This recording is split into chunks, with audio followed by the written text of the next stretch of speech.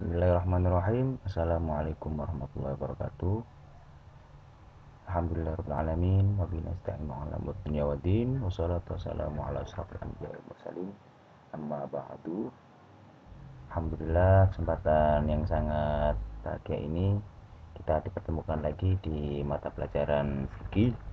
Langsung saya ampuh perkenalkan, nama saya Muhammad Nasrullah, bisa dipanggil Pak Nasrul. Kita langsung menuju bab pertama di mata pelajaran fikih ini, yaitu bab toharoh ya. Dalam syariat Islam, toharoh ini sangat penting dan wajib ya bagi setiap umat muslim untuk memahaminya. Umat Islam adalah umat yang sangat cinta kebersihan. Allah telah menuntun kita umat muslim untuk selalu menjaga kebersihan. Salah satunya adalah tuntunan toharoh. Kenapa toharoh ini sangat penting dan sangat wajib bagi umat muslim? Karena umat muslim di salah satu rukun ya, rukun Islam, yaitu harus sholat. Dan di tata cara sholat di sebelum sholat adalah harus bersesuci atau toharoh. Harus bisa wudhu, harus bisa bersuci, berhadas, caranya membersihkan najis bagaimana, itu harus bisa. Jadi bagaimana cara membersihkan atau bersesuci, simak terus ya. Pengertian toharoh, nah ini anak-anak ya, pengertian toharoh menurut bahasa artinya adalah bersih atau suci. Jadi ketika kita mau sholat atau berwudu, airnya harus bersih dan airnya harus suci, tempatnya juga harus suci, harus bersih, dan pakaian yang kita gunakan untuk sholat pun itu harus bersih dan suci. Sedangkan toharoh menurut istilah syara adalah membersihkan diri dari hadas dan najis, gitu ya. Nah, macam-macam toharoh. Yang pertama bersuci dari hadas. Yang kedua yaitu bersuci dari najis. Bersuci dari hadas, baik hadas kecil maupun hadas besar, menghilangkan hadas kecil dengan cara berwudu atau tayamum ya. Sedangkan menghilangkan hadas besar yaitu wajib dengan mandi atau tayamum juga bisa. Jadi hadas di sini bisa dibagi menjadi dua, hadas kecil dan hadas besar. Sedangkan hadas kecil itu bisa dicucikan dengan berwudu saja. Tapi kalau hadas besar itu kita harus mandi ya, atau dengan tayamum juga bisa. Sedangkan mencucikan najis yaitu dengan cara memakai apapun yang ada di tempat situ bisa ya, menggunakan air yang suci, menggunakan apa samak atau dan lain sebagainya ya. Selanjutnya ya, ini macam-macam air dan bagiannya. Air itu dibagi menjadi 7. Air dapat dipergunakan untuk bersesuci itu ada 7 ya, yang bisa digunakan untuk bersesuci itu ada 7. Yang pertama itu air hujan. Air hujan itu bisa digunakan untuk berwudu asal cukup. Air sumur, air laut, air sungai, air sumber, air es, air embun ya. Jadi itu 7 air yang bisa digunakan untuk bersuci seperti itu ya. Air hujan, nah bagaimana ketika kita di tengah hutan misalnya hanya ada air hujan, kita gunakan tidak apa-apa. Air sumur ya, air sungai, air es, nah ini juga bagaimana air es ini ketika kita di memang di tempat itu hanya ada es, misalnya di kutub kutub utara atau kutub selatan, tidak ada air, semuanya menjadi es. Nah, itu kita bisa mencairkan untuk kita gunakan air itu, bukan es minuman, bukan ya. Air embun dengan air embun itu dengan jumlah yang sangat banyak tentunya ya, bisa kita gunakan untuk berwudu.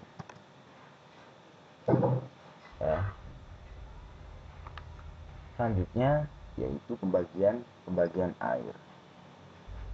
Yang pertama, air mutlak ya, adalah air yang suci dan mensucikan.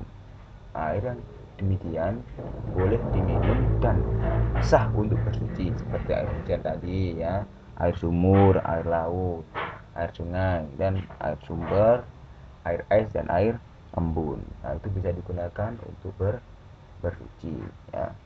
Kedua itu air suci tapi tidak mensucikan. Nah, ini yang bagaimana? Air ini zatnya tidak sah untuk mensucikan ya. Ada 3 macam air dalam kelompok ini ya.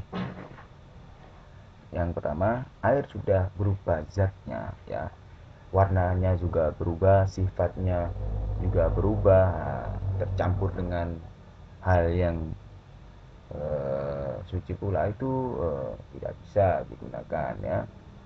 Air yang sudah berubah salah satu zatnya dan sifatnya akan tercampur dengan benda yang suci pula, itu tidak bisa digunakan untuk bersuci karena satu sifatnya sudah berubah ya. Selanjutnya air mustakmal ya.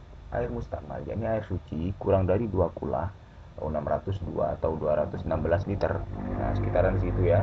Yang telah dipakai bersuci berubah atau tidak salah satu zat atau sifatnya. Jadi air 2 kula ya, sekitaran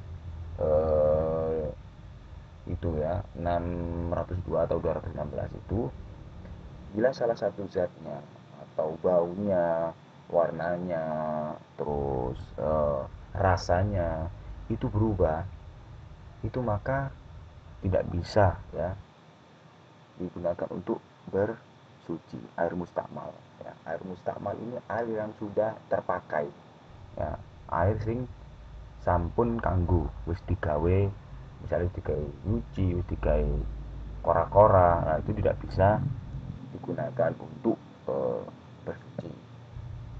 Yang ketiga yaitu air buah-buahan atau pepohonan seperti air nira, air kelapa, air jeruk, dan air yang lainnya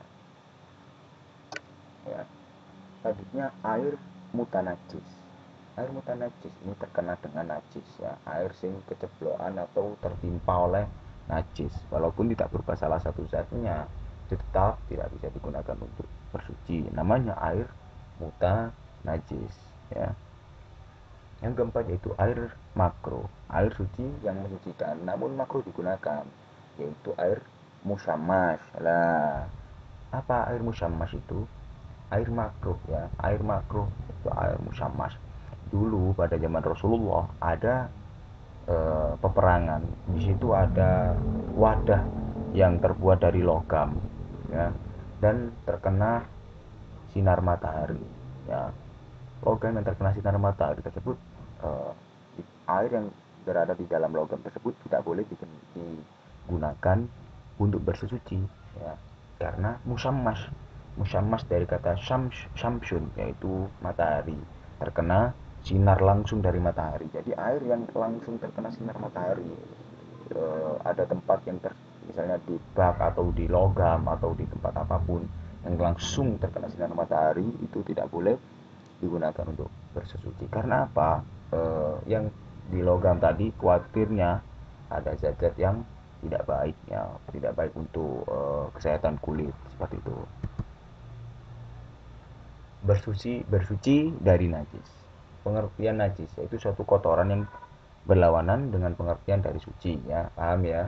Pada dasarnya segala benda itu suci selama tidak ada dalil yang menunjukkan benda itu najis. Jadi semua benda itu sebenarnya suci, kecuali belum ada dalil untuk yang uh, menajiskan benda itu tersebut ya.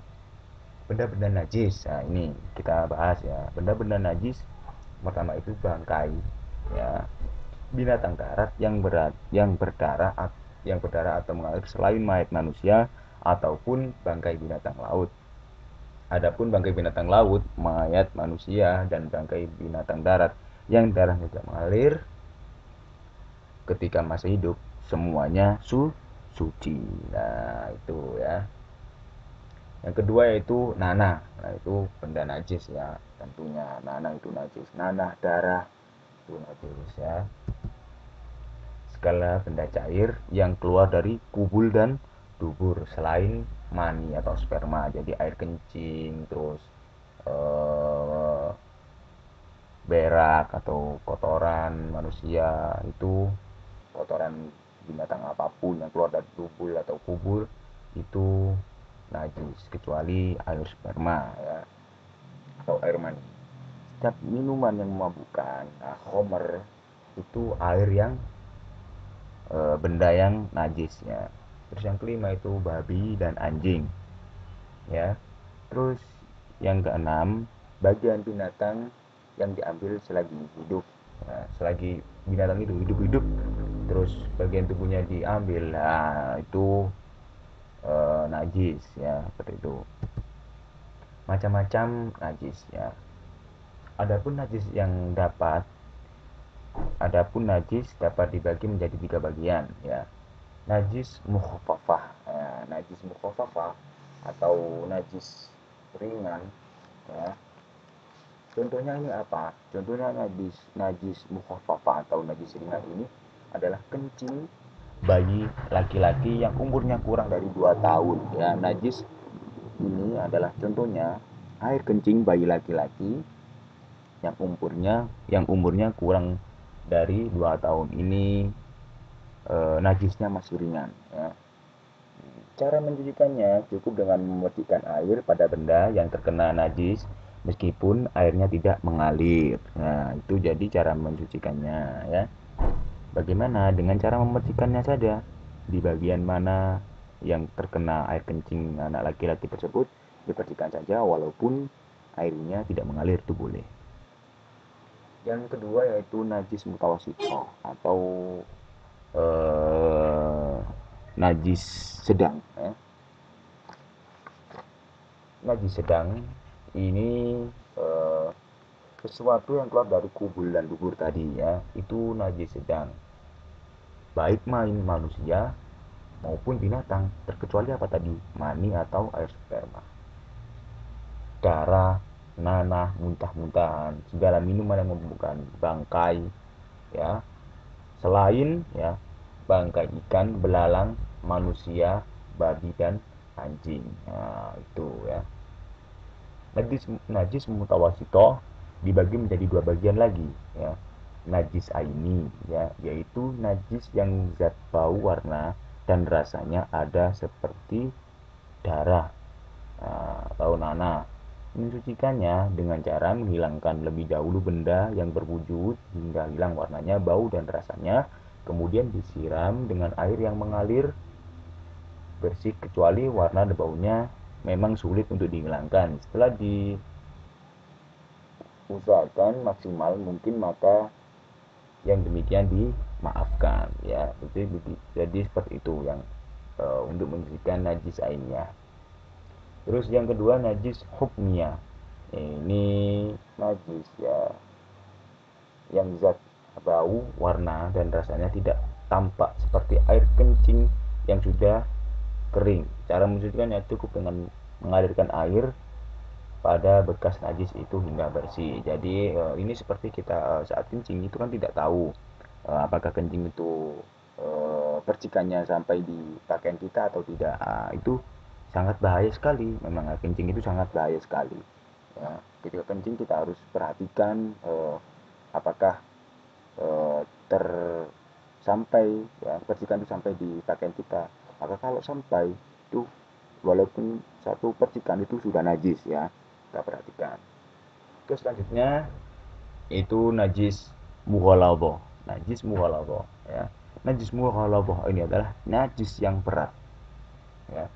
Najis yang berat ya. Ya ini seperti apa najis yang berat ini? Seperti anjing dan babi. Nah, cara mensucikannya lebih dahulu dihilangkan wujud bendanya, kemudian baru dicuci bersih dengan air sampai 7 kali. Setelah salah satunya dicampur dengan debu. Nah, jadi cara mencucikannya seperti itu. Jadi barang yang terkena seperti itu dihilangkan seperti itu terlebih dahulu. Misalnya terkena anjing, dihilangkan terlebih dahulu. Setelah itu disiram pakai air, ya, air yang suci yang mengalir banyak 7 kali. Terus yang salah satunya di antara 7 itu dicampur dengan debu. Nah, seperti itu. Ya itu saja yang dapat saya sampaikan. Mudah-mudahan bermanfaat ya. Bisa kalian pelajari lagi ya, bisa disimak lagi. Eh, Sekian dan terima kasih. Wallahu muwaffiq ila aqwamit thoriq. Wassalamualaikum warahmatullahi wabarakatuh.